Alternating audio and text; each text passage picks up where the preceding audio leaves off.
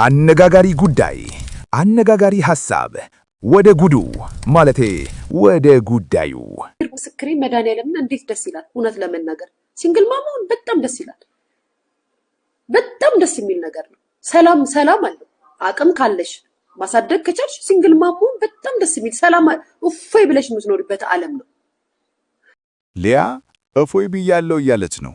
ሲንግል ማማ መሆን ፈታኝ ቢሆንም ሰላም ካለ ግን ዓለም በቃኝ ያስባላል። አቅሙ ላላቸውና ለቻሉት ደስታ ነው ትላለች። እናንተስ በዚህ ተስማማላችሁ? ከላይ የተጻፈልንን ነገር ነው እያንዳንዱን የምንኖረው ነው። የተጻፈላትን እየኖረች ነው ልጅቷ። ስለዚህ ልጅቷን ተዋት፣ ክርስቶስን ተዋት።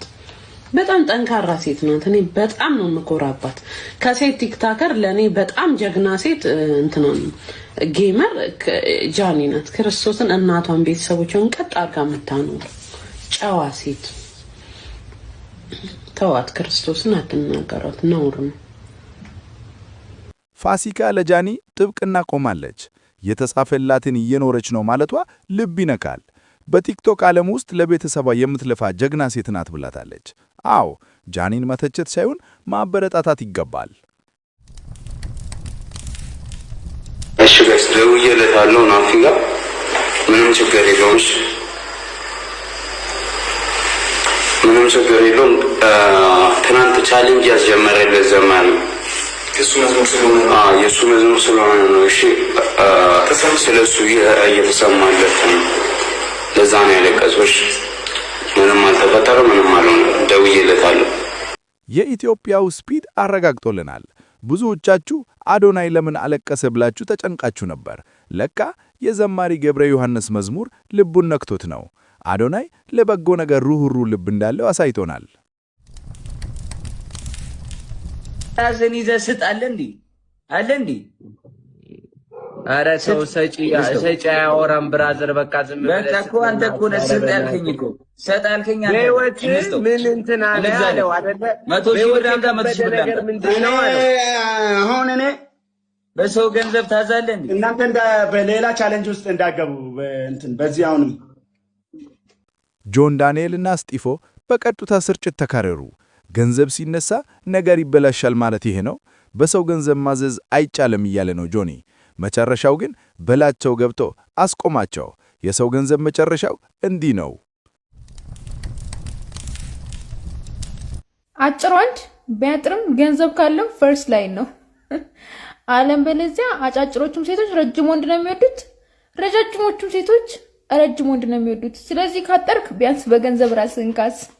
ምን ታረጋለህ? ገንዘብ ካለ ቁመት አይታይም እያለች ነው።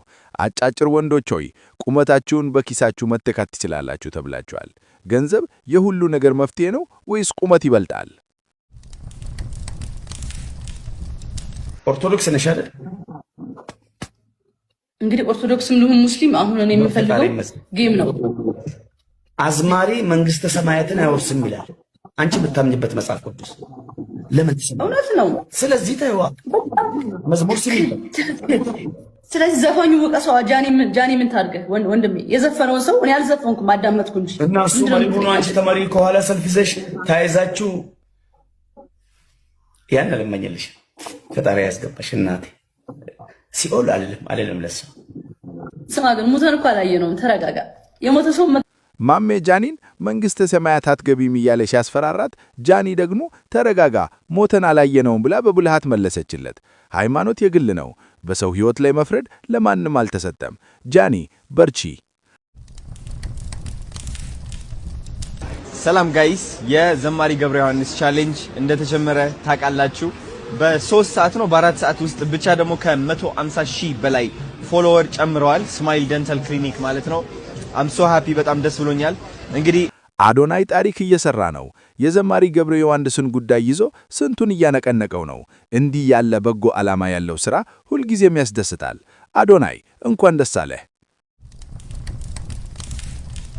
ተዘማሪ ገብረ ዮሐንስ መኪና ለመግዛት ትላንት አዶናይ ያስጀምሮ የነበረው ቻሌንጅ 24 ሰዓት ባልሞላ ጊዜ ውስጥ የስማይል ስፔሻሊቲ ዴንታል ክሊኒክ የቲክቶክ አካውንት ከ250,000 በላይ ፎሎወር ጨምሯል። አሁን ላይ 600,000 ፎሎወር ያለፈ ሲሆን ግን የሚፈለገው ደግሞ 1 ሚሊዮን ስለሆነ የቀረውም ደግሞ ጊዜ አንድ ቀን ብቻ ስለሆነ ሁላችሁም እየገባችሁ የቲክቶክ አካውንቱን ፎሎ አድርጉ። ላልሰሙም ሰዎች ደግሞ ሼር እያደረጋችሁ አዳርሱ። ይህ መሳካት አለበት፣ ግዴታ ነው። በብልሃትን ነው። አዎ ይሄ መሳካት አለበት። ለበጎ ነገር አንድ መሆን ከተቻለ ማይቻል ነገር የለም። 1 ሚሊዮን ፎሎወር ለዘማሪው መኪና መግዣ ከሆነ ሁላችንም አሻራችንን እናሳርፍ። እንኳን ደስ አላችሁ። ስማይል ደንታል 800,000 ፎሎወር ገብተዋል። በጣም ደስ ብሎኛል።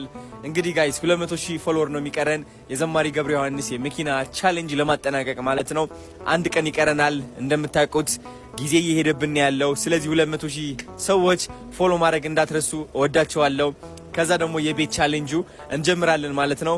ደስ ብሎኛል። እንኳን ደስ አላችሁ። እወዳቸዋለሁ ከምታስቡት በላይ። እሺ ቻው። አዶናይ አላቆመም። መኪናው ካለቀ በኋላ ደግሞ ወደ ቤት ቻሌንጅ። ይህ ልጅ ለካ ለዚህ ነው የተፈጠረው። ትልቅ ራዕይ ሰንቋል። እኛም ከጎኑ ነን። ህይወታችሁ ላይ በትንሹም ቢሆን ለውጥ ማየት የምትፈልጉ ከሆነ ለራሳችሁ የተሻለ ነገር ምረጡ። የተሻለ ነገር ይገባኛል፣ የተሻለ የሥራ ሁኔታ፣ የተሻለ ገንዘብ፣ የተሻሉ ጓደኞች፣ የተሻለ የኑሮ ስታንዳርድ ይገባኛል ብላችሁ ማሰብ ስትጀምሩ በትንሿም ቢሆን ህይወታችሁ ላይ ለውጥ ታያላችሁ። ሞክሩት። ይህ ለሁላችንም ትልቅ ትምህርት ነው። ራሳችንን ዝቅ አድርገን ካሰብነ ለውጥ አይመታም። ይገባኛል ብለህ ማመን ስትጀምር መንገዱ ይከፈታል። በትንሹ መጀመር ትልቅ ውጤት ያመጣል። እንግዲህ እውነቱ ይሄ ነው። እናንተስ ምን ትላላችሁ? ሐሳባችሁን ኮመንት ላይ አፍስሱት። አነጋጋሪው ነበርኩ። ሰላም ሁኑ።